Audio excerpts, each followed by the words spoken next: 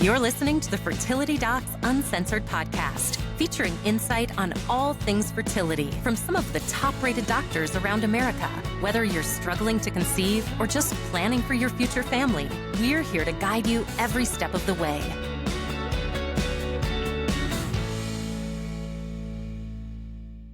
This podcast is sponsored by Receptiva Diagnostics. Receptiva Diagnostics is a powerful test used to help detect inflammatory conditions on the uterine lining, most commonly associated with endometriosis, and may be the cause of failed implantation or recurrent pregnancy loss. Take advantage by learning more about this condition at receptivadx.com and how you can get tested and treated, providing a new pathway to achieving a successful pregnancy. Receptiva Diagnostics, because the journey is worth it. Hello, everyone, and welcome to another episode of Fertility Docs Uncensored. I am one of your co-hosts, Dr. Carrie Bedian from the Fertility Center of Las Vegas, joined by my totally fantastically phantasmagoric, phenomenal, even though that's a PH and not an F, co-hosts, Dr. Susan Hudson from Texas Fertility Center and Dr. Abby Ebelin from Nashville Fertility Center. Hi, everybody. And we are joined today by Lauren Makler, who is the co-founder and CEO of Cofertility, which is a phenomenal egg donation agency and fertility preservation entity that she will tell us all about in a minute. However, prior to her fertility world experience, both as a patient and as part of the industry in this world, you were at a very non-fertility entity and were pretty much in charge of opening up half of the country to it. And so tell us about your life before fertility. Yes. Thank you for having me. I'm so excited to be here. And I really love that this is a concept that you guys took from a little seed of an idea to being out in the world. And it's amazing. So thank you. But yes, before starting Cofertility, I spent 8.5 years at Uber. So I joined Uber in the first couple hundred employees. And I was on the East Coast helping launch the core rides business throughout New England, and then went down to Miami to start the business down there. Wow. And I felt strongly that Uber should be in the healthcare space. And so this started with our first experiment in healthcare, which was on-demand flu shots, where you could press a button in the app for one day only, and a nurse would come to you and give you a flu shot. So it was an interesting sort of test of what happens when we remove two of the biggest barriers to getting a flu shot. One is awareness, and two is access and convenience. So we brought them to people. So we literally were like in conference rooms or, just looking up to people at their desk and giving them a flu shot. So that was a really interesting experiment. But at the time, no one else at Uber cared about healthcare except for me. And so I became Uber's like de facto healthcare person entirely by accident. And I saw a paper that came out that said millions of people missed a doctor's appointment every year because they didn't have access to a reliable ride. And I felt, well, Uber has reliable rides in spades. We should really figure out a way to help these people. And it turned out that most of the people that are missing a doctor's appointment are low income and elderly. And so they're not really well versed in using a smartphone. Yeah. And so we needed to build a product that would enable a healthcare organization to request rides on behalf of their patients. And that's exactly what we did. So I pitched our executive leadership team on a business line that's now called Uber Health. That is like HIPAA secure ordering platform for rides without the need of a smartphone. And so we launched that in 2018. And I stayed through, I would say, the middle of 2021. And during that time, we had helped over 10 million patients get to the care that they need. And now it's an even more massive business. So is it primarily to take patients back and forth to doctor's office visits or surgery or that kind of stuff? there's so many use cases, but could be pre-op appointments or for procedures or things like that. If you're booking an OR and someone doesn't show up, the amount of waste that happens in the healthcare system, both of like people's time and the, missed opportunity is really high for these healthcare organizations. So it gets ordered by the doctor's office, not by the actual patient. Exactly. So the office will set it up and it might send an SMS or call the patient and say, hey, are you ready for your ride? And then it initiates the ride. And so it's interesting, like the doctor's office or the hospital will call you and say, hey, do you have transportation? Most people don't even realize it because you're so used to having a ride, but a lot of people really don't. And so that's when they would set it up. Interesting. We often have people who are wanting to get some sort of ride like this after egg Yes. retrievals. Yep. We have always been very hesitant because of essentially having somebody who's been under anesthesia in a compromised state getting in a vehicle with a stranger. Totally. How did Uber deal with that part of it? So in that case, Uber Health is not the right answer. The driver is not a companion. I haven't been there in probably 4 years now, so I don't know if it's changed since then, but I think that there is opportunity for additional layering on of services and things like that where you could have a companion, but absolutely should be for ambulatory and coherent patients only. Yeah, and that's really great. Yeah. So that's Awesome. my first, I call it intrapreneurship because I was an entrepreneur within a company. And now in co-fertility, it's a little bit different in that I'm an entrepreneur. So I'm doing it outside of a big company.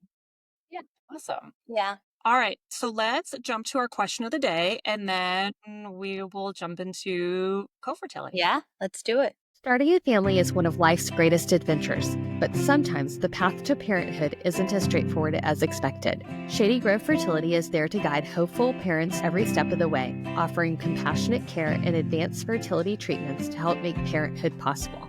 With their exclusive 100% refund program for IVF and flexible monthly payment options, Shady Grove Fertility makes treatment more accessible. Visit shadygrovefertility.com to schedule a consultation and take the first step, because the adventure of a lifetime starts at Shady Grove Fertility.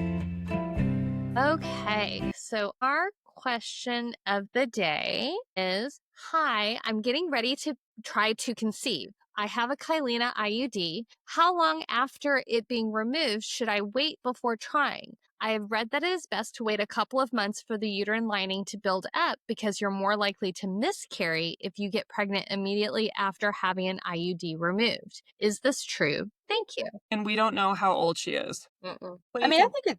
I think it's reasonable for her to wait a couple of months. It depends a little bit if she's having periods now or not. Some people with IUDs don't have periods at all. And I always tell my patients the embryo is the seed and the lining's like the soil. And you want to make sure that the lining is built up enough to be able to support an embryo, if the sperm and the egg get together. So I would say a couple of months is reasonable for most people, but I think it depends a little bit on if she's back to having regular normal periods again.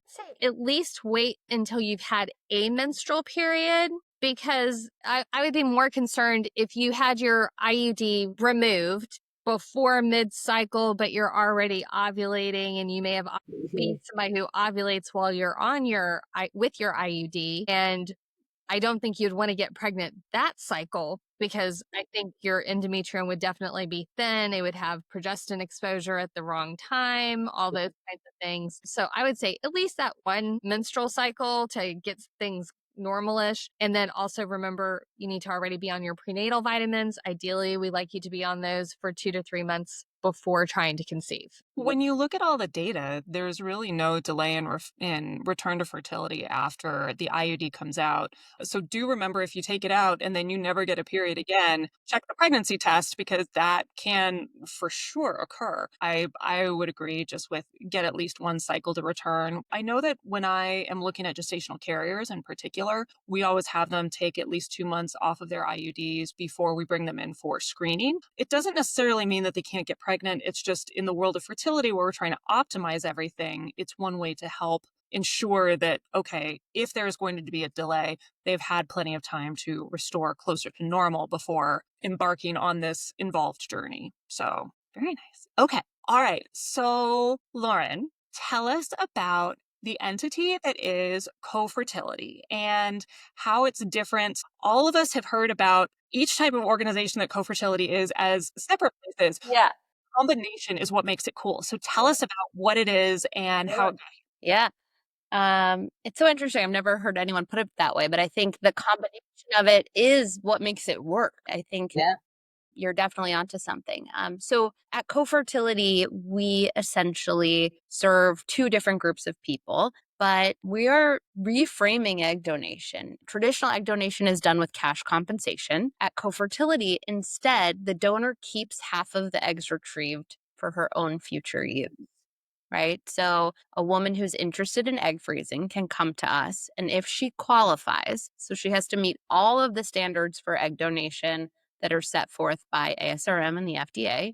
So if she qualifies, she has the opportunity to freeze her eggs for free and store them for free for up to 10 years when she donates half of the eggs retrieved to intended parents that can't otherwise conceive. So we are essentially making egg freezing more accessible and making egg donation less transactional at the same time.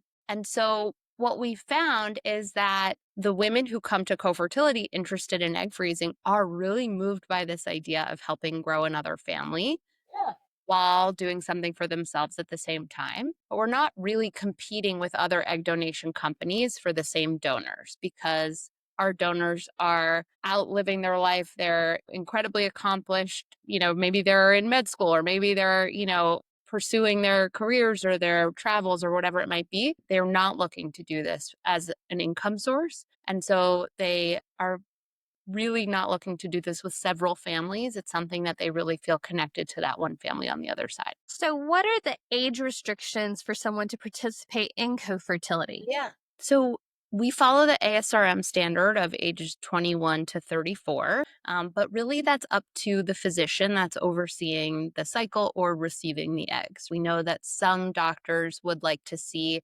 donors of a specific age, but typically we see comfort from the 21 to 34 standpoint. And what is the interaction with the two? Because to me, that fascinates me, like how you match these groups of people together and what the ongoing interaction is with them. Yes. So this is really special to Cofertility. Before we started this company, and I happily will tell you the story of what brought my co-founders and I to this, but we have listened quite a bit to the perspectives of donor conceived people who now for the first time are old enough to tell us what it was like to grow up donor conceived. And we have many of them on our team actually at Cofertility, but this idea that there is a lot of benefit to having access to knowing where your genetics come from. And so more and more intended parents want to have direct contact or at least the contact information of the donor that they move forward with. And so at Cofertility, we offer what we call disclosed relationships between the donor and the intended parent, where they have the opportunity to meet one another in our match meetings, where someone from our team will join them on a call. We provide conversation starters to get to know each other. And after that, both parties have to opt into the match, right? So we believe in what we call a mutual match, knowing that we think it's kind of weird when the donor has no say in where her eggs go. Yeah. We just feel like if this is a lifelong thing that you are getting into, sharing your genetics, Yeah. and you may have contact down the line, which we know is absolutely the case now that things like at-home DNA testing exist, right? No donation can truly be anonymous. Why not just be open about it from day one and feel good about who your eggs are going to? And so some decide, and they have a legal agreement between them, that they want to remain in touch once a year, or they want to have an ongoing relationship cadence.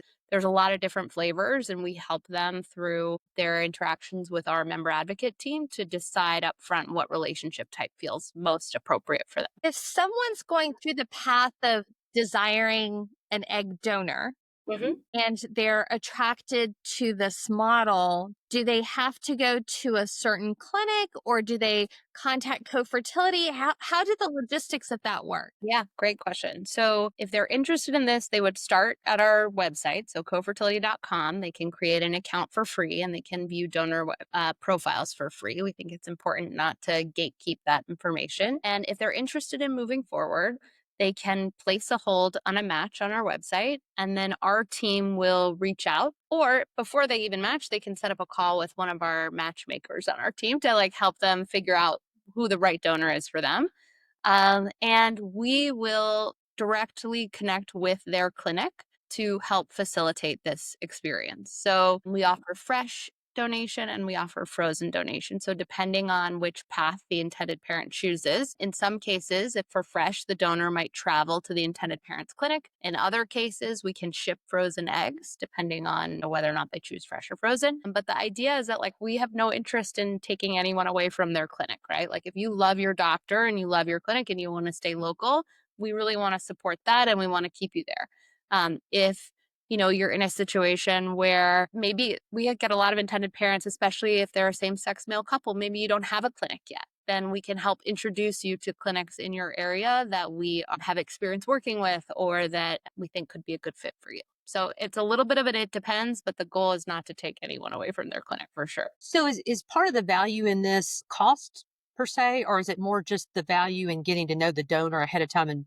both having a mutual relationship, as opposed to using an egg bank, for example? So I would say all of the above. I think, especially if you think about fresh egg donation, with fresh egg donation, an intended parent is paying cash compensation to the donor that starts around $10,000, but we hear goes up and up and up the more specific you get with what you're looking for in a donor. It can be even into the 80, 90,000 range, depending on how specific you are or how hard it is to find a specific donor, right? Intended parents want a donor that reflects their background, right? And that can be hard to find. And so at Cofertility, no donor, no matter what her background, she could have gone to an Ivy League school or be the most hard to find donor in terms of her heritage. There will never be a different cost to an intended parent from one donor to the next, ever. That's not something we will ever do.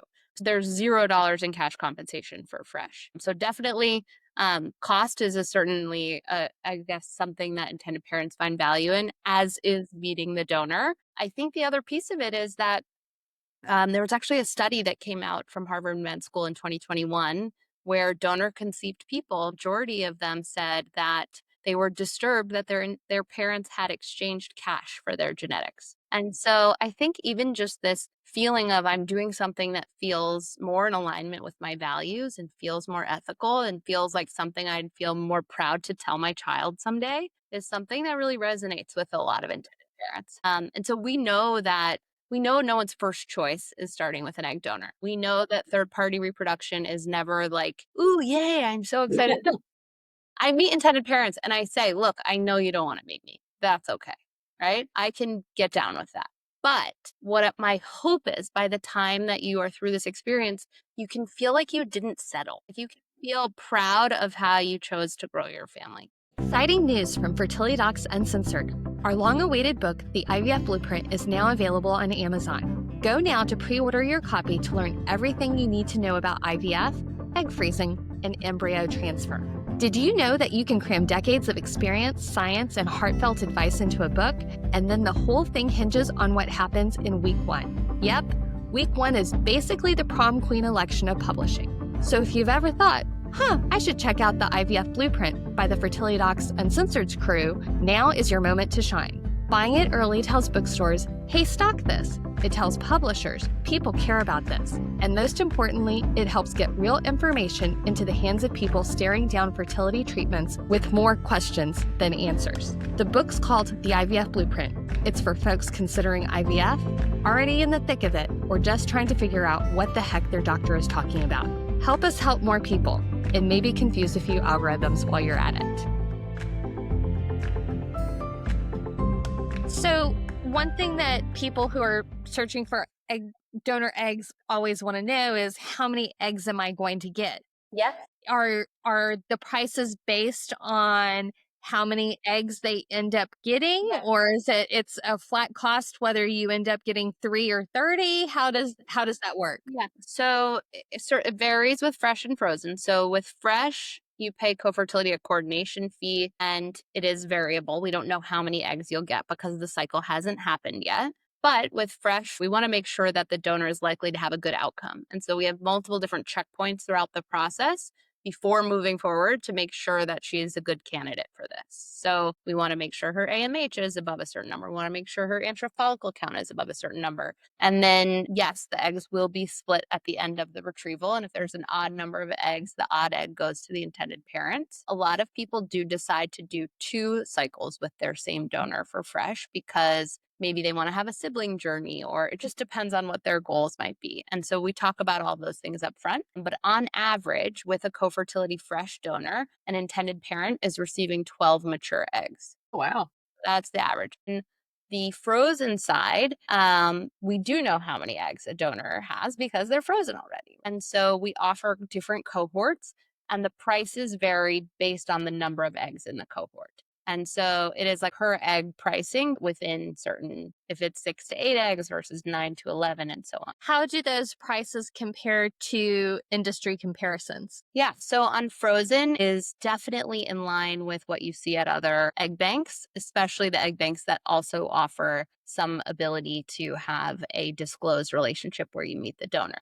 I wish more would do that. But yes, definitely in line with what you see out there. What about for fresh? For fresh, our coordination fee is $10,000 and it's less than what you'd see elsewhere. Plus, there's $0 of cash compensation. So you're certainly paying less. But you do have to pay the clinic for the cycle, which I also wish I could discount, but I can't. So, how many donors do you have coming to you who are thinking about, all right, do I freeze my own eggs? Do I donate to someone else? How many of them hear about this you would be known component to it and say, no, that's not for me. I want to go the anonymous donation only route? Yeah. So it's interesting. We do a lot of education about it. And what we say is, look, ancestry.com or these at-home DNA tests are available and pretty widespread today. 20 years from now, we think you'll have even more access when these kids grow up. And so any donation that you make anywhere truly cannot be anonymous, right? So if someone is promising you anonymity, they're lying, right? It's just not real. And so we're really explicit about that with the people that are donating and with intended parents. They can opt with us, and I will say a vast majority, so like really overwhelming majority, choose disclose where they share contact information. That doesn't mean that they're going to become best friends or that they're going to be like involved in one another's lives. In a lot of cases, it's just let's exchange contact information so we have it. We'll send you a baby photo when the baby's born, or we'll send photos once a year, that kind of thing. But then we also offer what we call an undisclosed donation, where you can choose not to share contact information as long as both parties are really clear that it is possible that they could be found by one another someday. And I find that most people who go that route, I would say it's either for cultural reasons or because maybe the intended parent has just had a really, really long road to getting this far and it just feels too hard to get to know the donor at this point. But I think there's a lot of times where people feel like, okay, at least like when my child is 18, I do want them to have access. And so we talk a lot about that. I'll say this though, Carrie, the number one like stigma behind egg donation that we hear is actually related to this. I think a lot of people fear that they're going to be walking down the street one day and they're going to see someone who looks like them and they're going to think, was that the child born of my egg donation 20 years ago? And to that, I say, like, it doesn't need to be like that. Right? If you enter into a disclosed relationship and you have an openness around knowing where your eggs are going and knowing the family that raises that child, you can know about them and you can know who they are or even talk to them once a year so that would never be the case, right? Or that your own future children would know that there was a child born from a donation. Yeah. I mean, I recently was talking to a woman who, I was at a female founder dinner and I went around, everyone went around and I said what I do, Cofertility, and she raised her hand and she said, I just have to tell you that I donated eggs 13 years ago and I just went to my eggs bar mitzvah. She called him. I just went to my eggs bar mitzvah and she brought her 3 sons with her and her husband. And her egg, as she affectionately refers to him, he asked his parents if she could come because he wanted in front of everyone to thank her for the gift that she gave his parents. And so she showed me a photo of her 3 sons and her egg. And it was just a very like healthy way, I think, to think about disclosure and how there's in no way does she think about him as her son, but it meant a lot for her kids to get to know this person and him to thank her in front of his whole community. Oh, that's a great story. Yeah. That's amazing. I think all of us are speechless because none of us ever thinking the hear same adult thing. stories. Yeah, you don't get to hear what happens when they grow up. And I think that, now in this role, I've had the privilege of talking to so many people at different points in their lives as it relates to donor conception. A story like that versus I was at the dentist and my dental hygienist told me that her youngest child is donor conceived, but her family still doesn't know. And what gets me is that like This, unfortunately, is fertility's last taboo. Yeah. We see celebrities all the time talking about miscarriage. We see them talking now about using a gestational carrier, right? Like if you don't see them for the 9 months before they have a baby, maybe they can hide that they used one, but they But can't at hide it. 47, they don't mention that they used an egg donor. Exactly. And it's because they don't have to. Like a surrogate, if they use one, they have to admit it because we saw them. Yeah. We knew they weren't pregnant last month. With an egg donor, there is no compelling reason other than you feel like you should to tell people that you used an egg donor. And so I think it does a disservice to all the people out there who are contemplating using an egg donor, but maybe just don't feel comfortable because people aren't having this conversation. And so I guess I see that as my cross to bear. So many people use an egg donor and it is only growing, and there is no shame in any way you grow your family. Yeah. And I think that's Stealing a child. We're not advocating pure on kidnapping or thievery, but all of the other ways, we're totally down. Yeah. well, and I think a lot of people do feel shame around it. You hit the nail on the head. They feel like they're less than if they can't make an egg and have a child. And that's a great point, that people really need to feel that there's more than one way to have a baby. And this may not be the way you wanted to have the baby, but it's still, this baby wouldn't be here if you hadn't done all this work and gotten this egg donor. And so that's really important. You're right. That's the last sort of final thing that people need to put out there, and other people need to accept. Curious, do you know of any statistics of how many egg donor cycles there are in the United States? Like how many donor conceived children from egg, sperm? I don't know. I'm just like throwing something out there.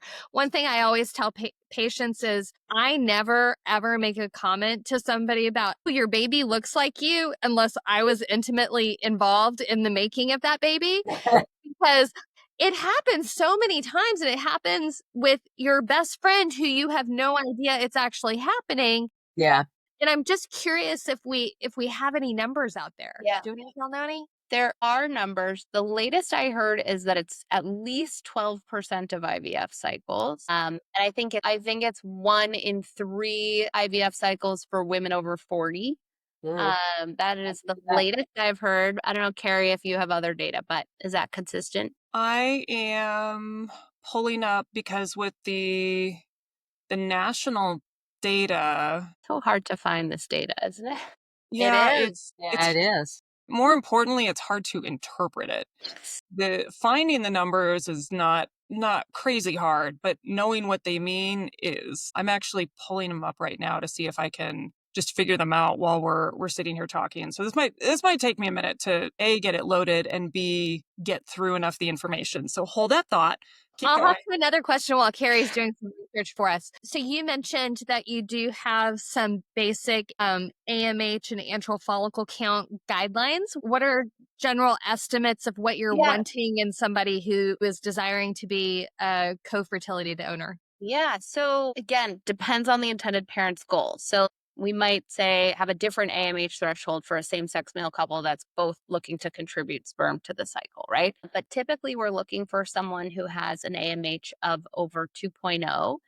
Most of our donors are over 2.5.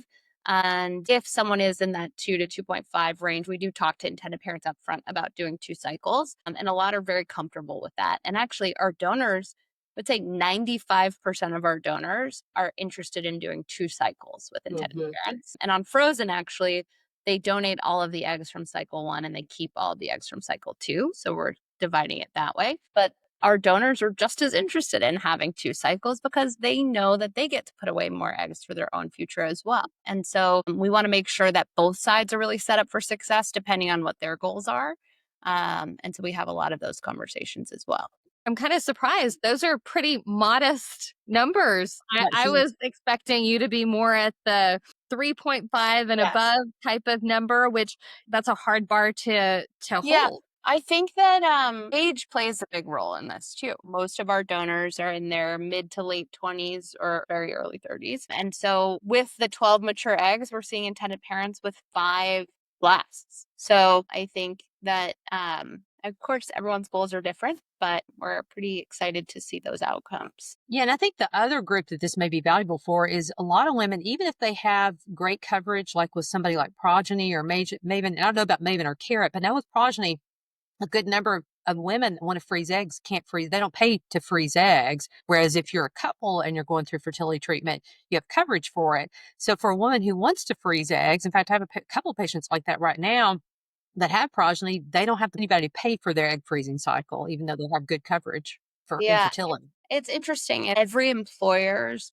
plan or coverage looks different. So you may have fertility benefits at Google, and a friend who works at, Meta might have the same provider of a benefit, but the actual coverage looks different employer to employer. And so some may cover it for an infertility diagnosis where others may not. Some may do preservation, others may not. And so absolutely agree. Something that I find so frustrating is that the best time to freeze your eggs is when you can least afford it. That's exactly right. The younger you are, the better your egg quality, the better your egg quantity, right? And so it's just too out of reach for most women, right? And that's part of why we're so passionate about making this option available. So if somebody does have some fertility coverage for IVF or donor, how does that interact with Cofertility? Yeah. Certainly depends on which one and what flavor of coverage they have. But carrot, for instance, if you have carrot coverage through your employer and you need donor eggs, you absolutely can do that through Cofertility, and you can submit it through their program for reimbursement, and you can find us in their portal. It depends, of course, the way that shakes out on fresh and frozen. And we have a team that will help you work through what that coverage looks like. I know that with Cigna, there was one plan that had fresh or frozen coverage, but not fresh. There's different flavors of it, but our team will absolutely help you navigate what that looks like. So do you actually have some women that want to come that actually have coverage and they want to do it just because they're altruistic and want people to be able to have children? Or do you see it more as a financial thing for young women who can't afford to do it? It's really interesting that you asked that. So we didn't know what to expect when we started this company. We were like, what will they be motivated by? Will they do it at all? And before we started Cofertility, we actually created a survey and had a few influencers like post the survey, and just to get a sense of, will they even want this? And I remember within 24 hours, we had almost 1,000 women reply to it. Wow. Get this, 66% said yes or definitely yes to the idea of our split program. I thought it was broken, and I just kept refreshing. My coach was like, there's no way. She's like, no, this is real. And so from that day forward, I never looked back, and we have been off to the races, and we've been able to bring on some amazing investors to help build this company. But what's been most exciting to see is that women in this age range between 21 and 34, so it's a bit of Gen Z and the youngest of millennials, they are incredibly understanding that the way we grow families today is more dynamic than it's ever been. They understand that people need the help of a third party to have a baby, and that whether they are members of the LGBTQ community themselves, or maybe they have friends who've struggled with fertility challenges, or maybe they are donor conceived, they're incredibly just like, yeah, everyone who wants to be a parent deserves to be a parent. And I hope someone would do this for me someday. And so they're incredibly moved by this idea that they can help someone else grow their family and do something really thoughtful and empowering for their own future at the same time. And so maybe they heard about us like, free egg freezing, what's that? Let me learn more. Or maybe they heard about this with, you've always been interested in donating eggs, but never felt right about getting paid to do it. There are a lot of paths that someone finds us, but either way, we see it as our job to educate them on what it really means to donate eggs, and making sure that they have truly informed consent and understanding of what that looks like for a lifetime. And then, of course, they go through the same psych eval, and they go through the same process any egg donor go through to decide and make sure that this is a decision that's right for them in the long run. And so different reasons that people find us, but all in alignment over time. That's awesome. So reporting back on data, Yeah. it is an absolute mess, Yes. and so full of confounders that it would take a full day's worth of work to sort through this. And I still don't think you would get reliable information out of the end of it. So it's not just the number of cycles, it's how those eggs are distributed, because so many eggs get split between multiple families because they're so Yes, they do. challenging to get, and you don't want to create extra embryos, and you want to make sure that everything is as helpful as possible for everyone. So yeah, the long and the short of it is there's not amazing data as to exactly how many kids. Yeah. Wow. More than you'd think. I'll say that. I've 100%. had now even a very close friend of mine who, when I told her I wanted to start this company, said, Lauren, I've never told you this before, but my 2 kids are donor conceived. It is so much more pervasive. And you're absolutely right, Susan. I really hesitate unless I know for sure. I do not say, oh, that kid looks like so and so, because actually, I don't know if you know there's a company called Bobby that makes baby formula, and they have really flipped the script on formula, but they said the same thing. We shouldn't ask how's breastfeeding going. We should ask how's feeding going. It's the same thing. You have a beautiful baby. We don't need to say that baby looks like so-and-so. Who cares? Say the baby is beautiful. Absolutely. Well, I'm so glad that you came to play with us and talk with us today, Lauren. It's always a pleasure to see you because you are just sunshine and light every time I see you. And so, and you have such a lovely team. Thank you for coming and talking to us. We appreciate it. Having me. This was really fun. So again, this is Lauren Makler. She is the CEO and one of the co-founders for Cofertility. And if you're thinking about any of this stuff, whether it is donating your eggs or freezing your eggs for your own purposes for later in life, definitely look them up and investigate further. And to our audience, thank you so much for listening. Subscribe to Apple Podcasts to have next Tuesday's episode pop up automatically for you. Be sure to subscribe to YouTube. That really helps us spread reliable information and help as many people as possible. And visit us on fertility.suncensored.com to submit specific questions and to sign up for our mail list. As always, this podcast is intended for entertainment and is not a substitute for medical advice from your own physician. Subscribe, sign up for emails, and we'll talk to you soon. Bye. Also, look for our new book coming out September 23rd. You can pre-order it on Amazon. Shameless plug, and tell everybody you know. BF Blueprint. All right, everyone, have a great week. Bye. Hey, guys. This podcast is sponsored by Receptiva Diagnostics.